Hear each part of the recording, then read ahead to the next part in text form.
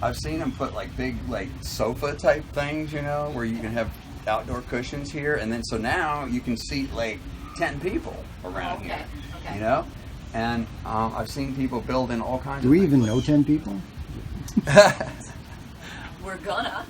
My office is in the basement. I don't get to meet people. I don't let him. She locks you up. She locks me Yeah. up. He's the troll. You're not basement. coming out. Until you have that video done. Until I hear over the PA system, Dave, could you come to my office, please? Uh-oh. Now what I do?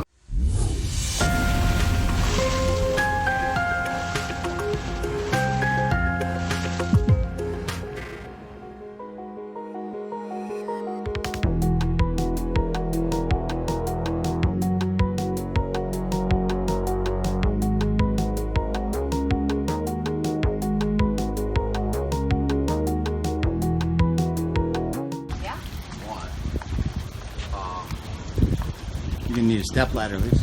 Yeah. Like this.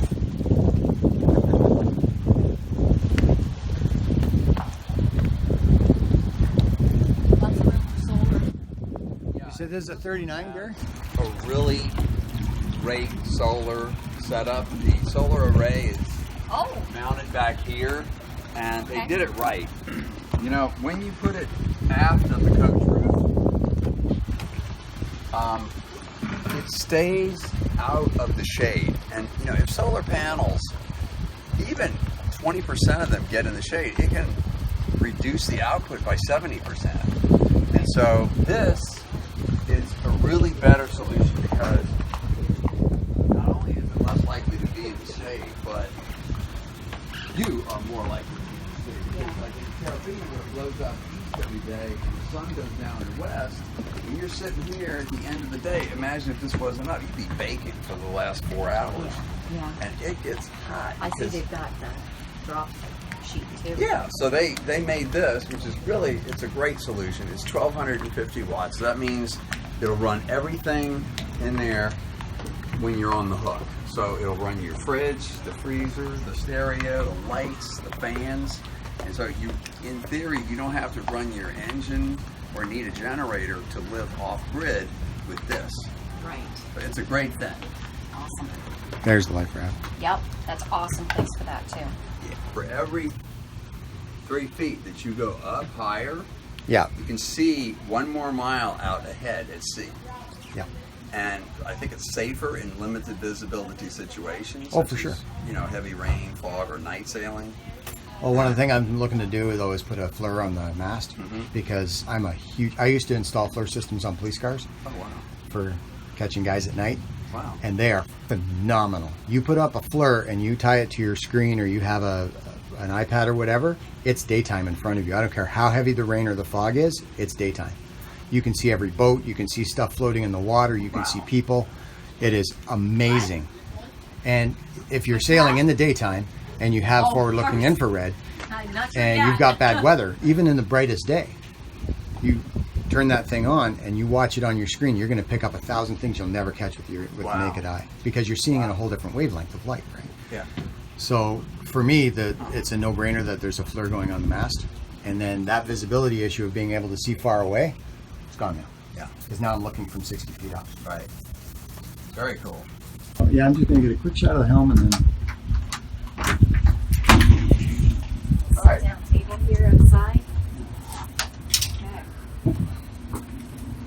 So this boat was in charter, and you'll see right by your right hand, see how that wood is wearing out? Yeah. Well, that's because they only put 1 coat of varnish on that at the factory, and that's not good.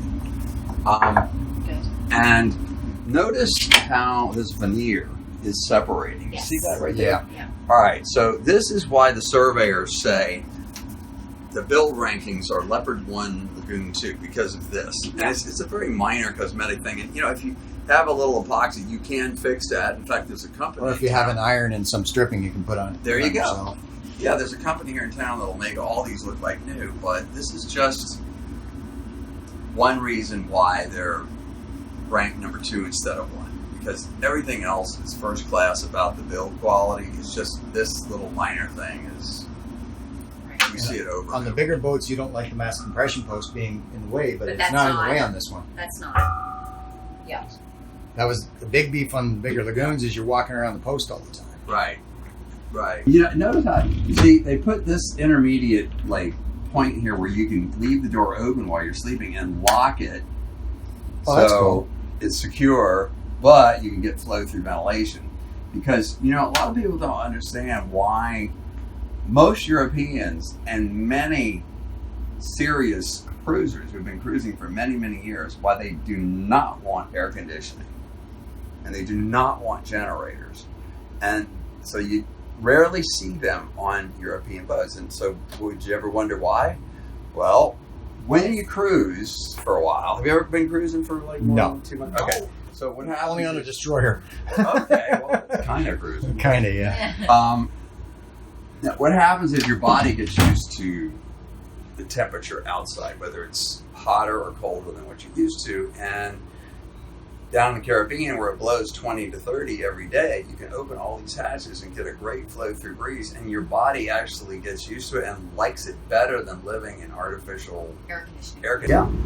So this is why all these cruisers never use their air conditioning. And the last time I cruised, I went out 7 months, 45-foot brand new cat, 4 stateroom, 4 head, and we just love living in the natural air. And we had a generator, we had full air conditioning, and we ran the air conditioning and generator a grand total of 2 nights in 7 months. Oh, really? Now, this was up in New England in the summer, which is a beautiful place to go. Yeah. Because you wake up in the morning, it's 62 degrees. You know, it might get up to 78 or 80, but it only touches there briefly. And it's a different temperature on the water than on the land, because the water dampens the temperature extremes. Right. So, we just never missed air conditioning. All right, so this is an owner version, and the owner suite is down there. Okay. What's those dark in here, as I thought? Yeah, and there's lots of natural light too, like all the way around. Yeah, I like the visibility. Yeah. Me too. Yeah, we looked at the bigger leopards and stuff, and when we were up in Annapolis, we were looking at the bigger boats, and it turns out we like the smaller boats. Yeah. Well, this is the perfect couple. If we can fit everything on it, you know, a water maker, a washing machine, a dive compressor, jam everything in, then we're good. See here that will go in if you want, and you just pull a trip wire and put your thing there, and then now it's just a nav station. See? Nice. Let's see. Oh, docks. This is nice. It's got all your everything you need to go to the Bahamas and back. Emergency checklist. That's Briefing tips. So the upside of buying a charter boat is you've got its maintenance history, and you've got all the documentation. Yes.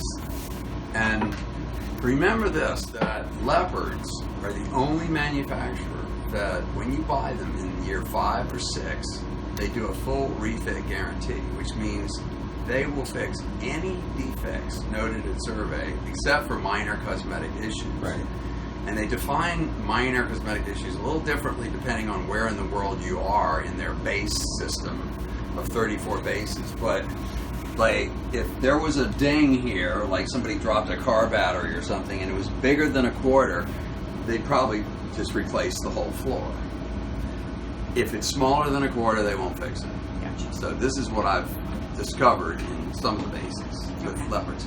So Lagoon doesn't have any kind of program like that, and so if you can get a full refit, now remember, something like a 39-foot Leopard, they could spend $30,000 fixing everything that's wrong, so that when you pull that boat away, you know everything works. You know, it's a great thing.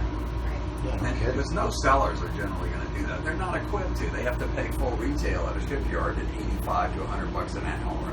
They're not going to do it. But yeah. So wait. This Rockna is a fantastic anchor, but it's super heavy, and you don't want it on the ends if you can help it. But this boat, this is the only way you can do it. Yeah, it's not designed. You know, because what happens is it increases your pitching moment, and when you get in a chop in lighter winds, the boat will start pitching or hobby horsing like this, and that accentuates it. That makes it worse. And a heavy dinghy also does that too. So this is why they're all going to the aluminum rigid versions, like Highfield makes, Yeah, like the AB ribs, makes. Because you want to keep the weight out of the hands. That's another reason they said they put the mast back and Center it. to keep the center of gravity more in the center. So they didn't bring it back to put in the self-tacking jib. They put it back, and that made room for a self-tacking jib. That was part of it, but the other thing was that when you get bigger, like the 45s and bigger, those mains were getting so big that for a couple to reef them in a bad storm, it was like wrestling a bear. And it was just, they were getting out of hand. And, you know, so these are so heavy that you need 4 big football players just to like carry it off and take it to the sailmaker. And I don't know about you, but practically speaking, when I'm cruising, I rip my main all the time, like probably every 6 months or 8 months. And the sailmakers are prima donnas. They say, "Oh no, you have to bring it to me." I'm like, "I'm going to pick it up." And so then how are you going to get this like huge, heavy, 250-pound main on a 45-foot cat over, to Good the point. sailmaker when you got this little dinghy and nothing else? So that was part of the decision to reduce the main size. Now the problem here with this and with the bollies is there's not enough power in the lighter winds going upwind in the chop to punch through the chop, and so they don't sail well at all in certain conditions, like lighter winds in the chop. So good to know. Told you. So every foot you go up in freeboard, which these boats have, there's just more room to put storage and stuff. And so this is what cruisers want, because when you move from a home to a boat, you're giving up a lot. Yeah. And every square inch counts. Yeah. And so this is what they tell you is the absolute most important thing, because people come to me and they say, "Oh, I have to have a sleek looking boat. I hate the boxy look of lagoons," or That's not me. and they tell me all these things that are the most important things for them, and then like after they live on the boat for more than 6 months, they go, "You know what? That doesn't matter. What I told you. What really matters is what you were telling me about maximum usable interior space." Yeah. Okay, so this is a little different from what we were This is looking a at. 39, remember? So it's Yeah. shorter, and the bed is sideways, which is fine. You generally don't get space to have semi-walk around island berths until you get over 40-foot length overall. So this is right Yeah, to the edge. but We you were do really have two surprised shelves. on the 40. So yeah, there's lots of shelves. Yeah. Shelves are important to me. And when hatch. when it's my bed. Right. So I'll need to have my flashlight, my multi-tool, Book, a glass of water, phone. glass of water. Got to have all that stuff next to me. Otherwise, I wouldn't buy a boat if it didn't have that. This is all usable. And then the bathroom. This is adequate. Like, it's absolutely fine. So that little washing machine you're talking about, does it mount up in there, or is it a It good could. spot? Yeah. It could. It's called a Soba, and it's a European make. And the charter versions will look just like this side looks, but on both sides. Open up. Yeah. Yeah. And it's pretty decent down here. Like, it's a good size. I kind of like that. Oh, here's your escape hatch, Dave. That's right, in case I need to get the hell away. Run! So even in a 39, you got a dry head. That's good. Which is okay because These people that find these hurricane wrecks and they go, "Oh man, I can buy this big old boat for $20,000 or something like that." But what they don't know is, you see, this here is a plank. Okay? Right. It's not the hull. The hull's over there. Especially after a hurricane, the water that gets in is toxic. It's got sewage, it's got oil, it's got all kinds of crud, right? Yeah. And it gets in there and it starts festering, and the mold and the mildew starts like growing, Right. and you can't get in there. Okay, you got to like cut this away to kill it. Otherwise, it's going to be there forever. And So would you consider that a toxic boat? oh yeah, Yeah. and there's a bunch of them. A certified SAMS or NAMS surveyor and a mini survey will spot major issues like that in advance. Excellent. Okay. Because we were talking about whether we would ever want to do like a full deep survey, because we listened to what you had said before on one of your too. Well, you're going to do that before you buy a boat. Yeah, is a mini as Right. start with the mini survey. Right. You know, I think it's based on- smart. You know, before you buy airfare, hotels, ground transportation. All that Yeah. crap. Yeah. Just the one day that we're spending here is costing us a couple grand. I'm sure. Yeah. And we're trying to save that for a boat. And I like the fact that even on this little boat, there's room to get into the foredecks or into the forepeaks. So this is actually a cruise cabin, could be, Yeah. and you can sleep in there. It's even got a window. Oh my God. It's got a port light. Yeah, looking it's got a under the porthole. boat. Oh yeah. Yeah. Oh, I see it. I see it. I see it. A lot of European boats are set up like that. Okay, and this is.